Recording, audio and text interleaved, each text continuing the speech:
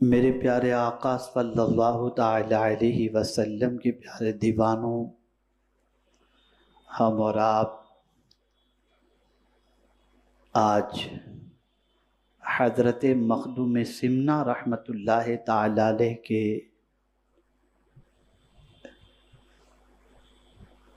حیات طیبہ کے ایک گوشے کو سمجھنے کے لیے اس اجتماع میں حاضر ہیں۔ حضرت مخدوم سمنہ رحمۃ اللہ تعالی علیہ کے حوالے سے کچھ عرض کرنے سے پیشتر جو مقام اللہ نے حضرت مخدوم سمنہ رحمۃ اللہ تعالی علیہ کو عطا فرمایا، اس کی وجہ کیا تھی اور اس مقام تک وہ کس بنیاد پر پہنچے، اسے تھوڑی سی سمجھنے کی ضرورت ہے۔ یہ بات اچھی طریقے سے ذہن کے اندر رکھیں کہ جتنے بھی اولیاء کاملین اس فرش گیتی پر تشریف لائے یا قیامت تک لائیں گے، وہ رہنمائی حاصل کیے اور کرتے رہیں گے قرآن سے اور حدیث سے۔ اور یہ بات اپنی جگہ پر مسلم ہے کہ جو قرآن سے ہدایت حاصل کرتا ہے، رہنمائی حاصل کرتا ہے، اور احادیث سے جو رہنمائی حاصل کرتا ہے، جملہ یاد رکھیے گا، اللہ اسے ذلت نہیں عزت عطا فرماتا ہے۔ اور جو قرآن و احادیث کے خلاف چل کر کے عزت حاصل کرنا چاہتا ہے، وہ دنیا میں بھی ذلیل ہوتا ہے اور آخرت میں بھی ذلیل ہوتا ہے۔ یہ نقطہ ہمیشہ کے لیے ذہن میں رکھیں۔ حضرت مخدوم سمنہ علیہ الرحمت والرضوان بہت عظیم ذات بابرکت کا نام ہے، بلکہ ایک سلسلے کے بانی کا نام حضرت مخدوم اشرف جہانگیر سمنانی رحمت اللہ تعالی علیہ۔ ایک بات اور ذہن میں رکھیں کہ حضرت مخدوم سمنہ رحمت اللہ تعالی علیہ کے والد اور والدہ، یہ دونوں بھی بڑے اونچے مقام پر فائز تھے۔ اور یہ بات اچھی طریقے سے ایک مثال کے ذریعے سمجھا دوں کہ ماں مولا علی جیسا، باپ مولا علی جیسا ہو اور ماں خاتون جنت جیسی ہو تو بیٹا حسین جیسا پیدا ہو۔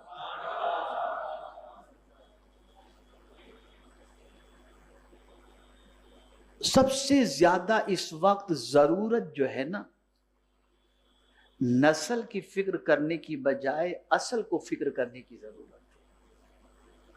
ہم چاہتے ہیں کہ ہماری نسل درست ہو، لیکن ہم اپنی نسل کے لیے اپنے آپ کو درست کرنے کے لیے تیار نہیں۔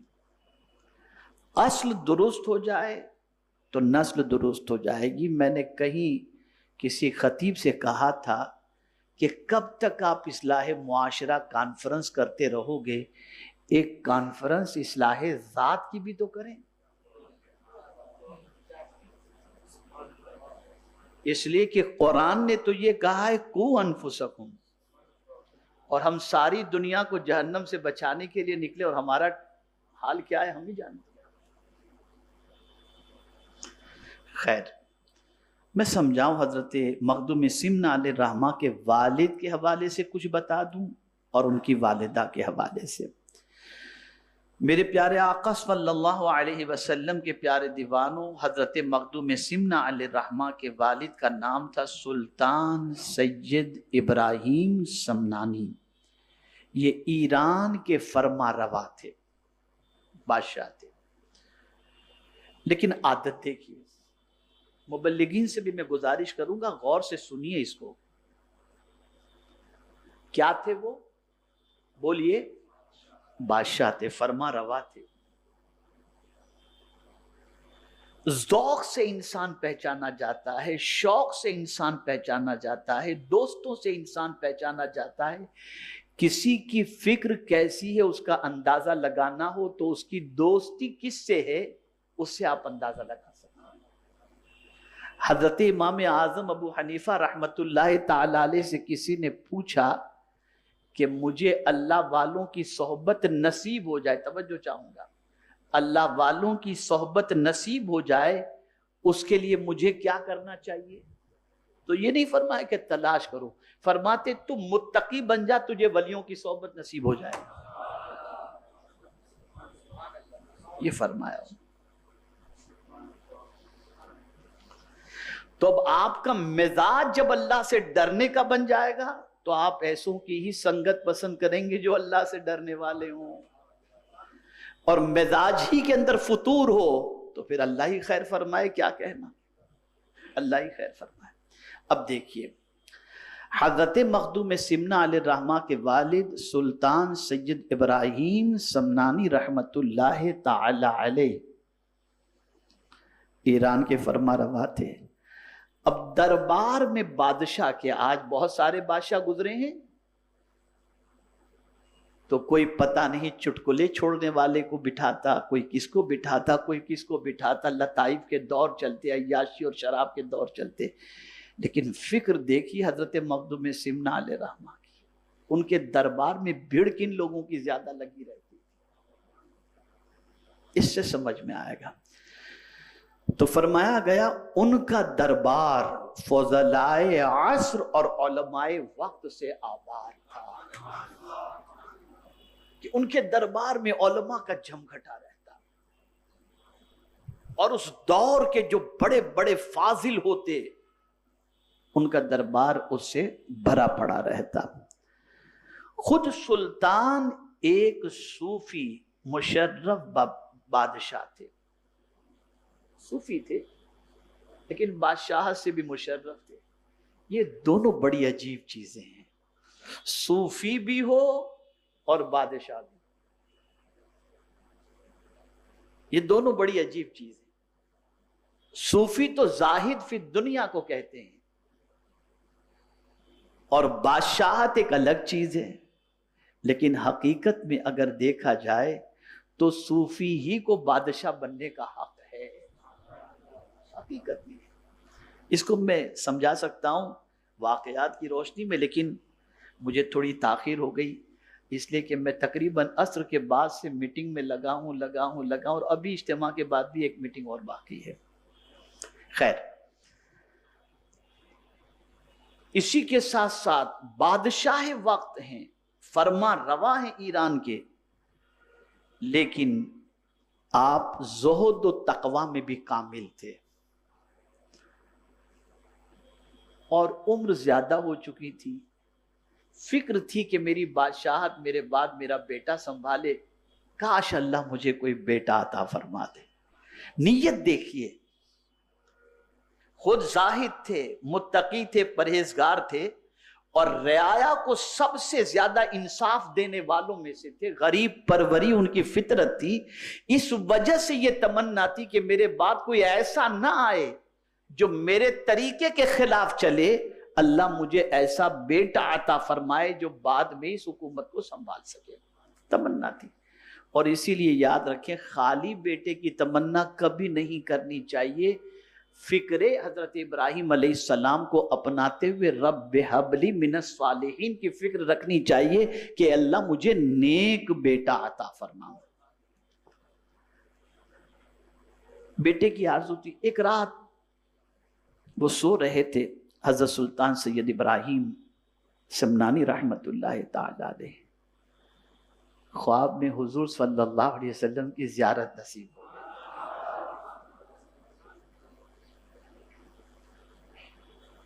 اور یاد رکھیں جس نے خواب میں حضور صلی اللہ علیہ وسلم کو دیکھا اس نے حضور ہی کو دیکھا، اس لیے کہ سرکار کی شکل کوئی شیطان لے ہی نہیں سکتا۔ اور جسے خواب میں حضور صلی اللہ علیہ وسلم کا دیدار نصیب ہو جائے، اس کی عظمتوں کا کیا کہنا. تو خواب میں حضور صلی اللہ علیہ وسلم کو انہوں نے دیکھا، مانگا تھا ایک بیٹا. میرے کریم سے گر قطرہ کسی نے مانگا، دریا بہا دیے ہیں دور بے بہا دیے ہیں. مانگا تھا ایک بیٹا، حضور نے خواب میں مخدوم سمنا کے والد کو 2 بیٹوں کی بشارت عطا فرمائی. اب 2 بیٹوں کی بشارت عطا فرمانے کے بعد نام بھی حضور نے بتا دیا. آقا کریم صلی اللہ علیہ وسلم نے فرمایا ایک کا نام محمد اشرف اور دوسرے کا نام محمد اعرف رکھنا. یہ 2 بیٹوں کی حضور صلی اللہ علیہ وسلم نے بشارت. اور حضرت مخدوم اشرف کے بارے میں فرمایا اشرف اور رنگ سوری اور معنوی ہوگا. چنانچہ 708 ہجری میں بوقت صبح صادق خورشید معرفت طلوع ہوا، جو بعد کو اشرف الملت والدین سید محمد اشرف جہانگیر سمنانی نور بخشی کے نام سے مشہور ہوئے. یہ مخدوم سمنا علیہ رحمہ کے والد کی تھوڑی سی بات میں نے آپ کے سامنے رکھی. اب حضرت مخدوم اشرف جہانگیر سمنانی رحمت اللہ تعالی علیہ، ان کی کیفیت کیا تھی میں اس کے حوالے سے بعد میں بتاؤں گا، تاکہ تھوڑی سی آپ کے اندر سننے کی جستجو اور تڑپ باقی رہے کہ آگے کا معاملہ کیا ہے. لیکن اس سے پہلے میں دنیا کے بارے میں بتا دوں. یہ بات یاد رکھیے گا، مقام، کوئی بھی مقام غرق دنیا سے نہیں ملتا، ترک دنیا سے ملتا ہے. اور حب دنیا سے نہیں ملتا، حب آخرت سے ملتا ہے. جب تک کہ انسان کی توجہ حب آخرت کی طرف نہیں ہوگی، اس وقت تک اسے کوئی مقام اور مرتبہ نصیب نہیں ہو سکتا. اب آئیے پہلے دنیا کو سمجھ لیں، پھر مخدوم سمنا علیہ رحمہ کی حیات طیبہ کو سمجھتے ہیں. قرآن کا انداز دیکھیے، جہاں بہت سارا علم حاصل کرنا فرض ہے، جاننا فرض ہے، جیسے کہ اللہ کے بارے میں اعلموا انہ لا الہ الا ہو، جان لو کہ اللہ کے علاوہ کوئی عبادت کے لائق نہیں. ایسے ہی یہ جاننا بھی ضروری ہے کہ یہ دنیا کیا ہے. تو اللہ عز و جل نے فرمایا اعلموا، جان لو. پتہ چلا یہ علم بھی سیکھنا ضروری ہے. جب کسی چیز کا علم ہوگا تو اس سے کتنا فائدہ اٹھایا جائے، کس سے بچا جائے، یہ سمجھ میں آئے گا. مثال کے طور پر میں آپ کو بتاؤں، آپ کے پاس، ہمارے پاس، سب کے پاس یہ علم ہے کہ سانپ کاٹے گا تو مر جائیں گے، تو بچتے ہیں سانپ سے، دیکھتے ہیں تو ڈرتے ہیں. اگر یہ علم جیسا بچے کو نہیں ہوتا تو بچہ سانپ کو دیکھ کر پکڑنے چلا جاتا، علم نہیں ہے اس کے پاس. تو ایسے ہی یہ بھی جاننا ضروری ہے کہ یہ دنیا ہے کیا. دنیا بنا ہے، دنیا لفظ جو ہے نا یہ دنا سے بنا ہے، اس کے معنی قریب کے ہوتا ہے. کیا ہوتا ہے اس کے معنی؟ بولیے. جیسا کہ قرآن مقدس میں حضور کے بارے میں فَكَانَ قَابَ قَوْسَيْنِ اَوْ أَدْنَا، 2 کمانوں کا فاصلہ رہ گیا یا اس سے بھی کم. یہ دنا کے معنی کم، جلدی. ٹھیک ہے، قریب کے معنی میں آتا ہے. تو یہ دنیا قریب والی چیز کو کہتے ہیں، آخرت لیٹ والی چیز کو کہتے ہیں. اسی لیے آخرت رکھا گیا، یعنی بعد والی، دنیا جلدی والی. اب اس کو قرآن مینشن کرتا ہے اعلموا، جان لو، یعنی اب الرٹ ہو جاؤ. جس دنیا میں تم زندگی گزار رہے ہو ذرا جانو تو صحیح یہ دنیا ہے کیا، پہلے جانو اس کو. تو اللہ فرماتا ہے انما الحیات الدنیا لعب ولہو، جان لو کہ دنیا کی زندگی تو نہیں مگر کھیل کود. یہ دنیا کی زندگی کیا خالی کھیل کود ہے. ایک بڑے مفکر نے بڑی پیاری بات کہی، یہ بھی کوئی زندگی جو ختم ہونے والی ہے. اصل زندگی تو وہ ہے جو ختم ہونے والی نہ ہو. یہ دنیا کی زندگی تو ختم ہونے والی ہے. تو دنیا کی زندگی کیا ہے؟ کھیل کود. مثال کے طور پر کھیل کا دور چلتا ہے، اسٹیڈیم کو لے لیجئے، میچ چل رہا ہے، او بھیڑ بھاڑ سب اکٹھی نظر آتی ہے، میچ ختم ہوا تو پھر ویران، کبے اڑ رہے ہیں، کوئی اس اسٹیڈیم کے اندر، پیویلین کے اندر، گراؤنڈ کے اوپر کوئی نظر نہیں آتا. تو یہ کیا ہے؟ دنیا کھیل کود ہے، ایک دن ویران ہو جائے گی یہ دنیا. ابھی جو کچھ تم دیکھ رہے ہو یہ کھیل کود والی پوزیشن ہے، یہ کھیل کود والے چلے جائیں گے، دنیا ویران. کل من علیہا فان، من علیہا فرمایا گیا، کل من علیہا، جو کچھ بھی اس پر ہے، فنا، ختم ہو جانے والی، باقی رہنے والی. وَيَبْقَى وَجْهُ رَبِّكَ ذُو الْجَلَالِ وَالْإِكْرَامِ. اسی لیے بہت بڑے مفکر نے کہا ہے، انسان سے بڑا بے وقوف کون ہو سکتا ہے؟ توجہ چاہوں گا، اگر میری گفتگو میں یہی جملہ یاد رہ گیا اور اس کی پریکٹس کی اللہ مجھے آپ کو سب کو توفیق عطا فرمائے تو بہت بڑی تبدیلی پیدا ہو سکتی ہے. انسان کتنا بے وقوف ہے، فنا ہونے والی چیز سے تو محبت کرتا ہے، باقی رہنے والے خدا سے محبت نہیں کرتا.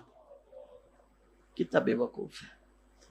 اور اس کو قرآن نے ایک اور جگہ پر فرمایا، ما عندکم ينفد وما عند اللہ باق.